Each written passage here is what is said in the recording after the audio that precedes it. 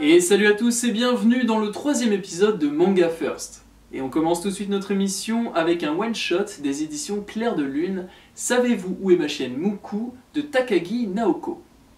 Muku est une chienne errante et maltraitée que la dessinatrice de ce manga, dans son enfance, a adoptée.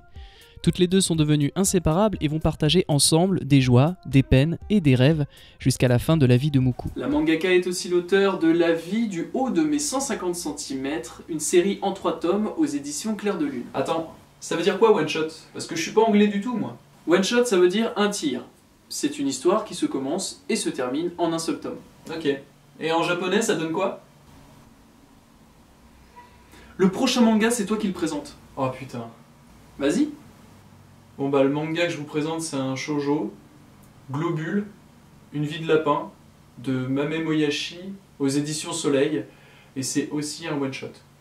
Quand un mangaka décide de partager son appartement avec un lapin, ça donne quelques scènes plutôt cocasses.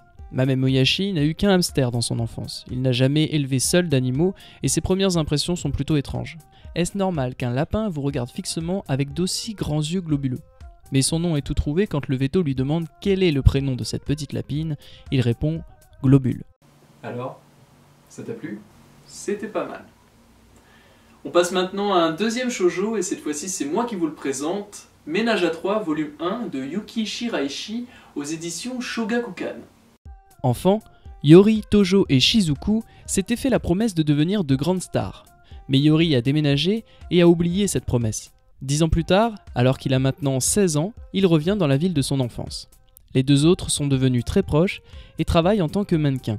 Yori, persuadé de sa laideur, est prêt à tout pour conquérir le cœur de Shizuku, quitte à devenir modèle. C'est une série terminée en 3 tomes au Japon et la mangaka est aussi derrière Love Zipper, un one-shot de la même édition. Et c'est tout pour aujourd'hui. Bah non, il me reste encore 10 à présenter. Mais c'est des yaoi, tu vas pas présenter des yaoi.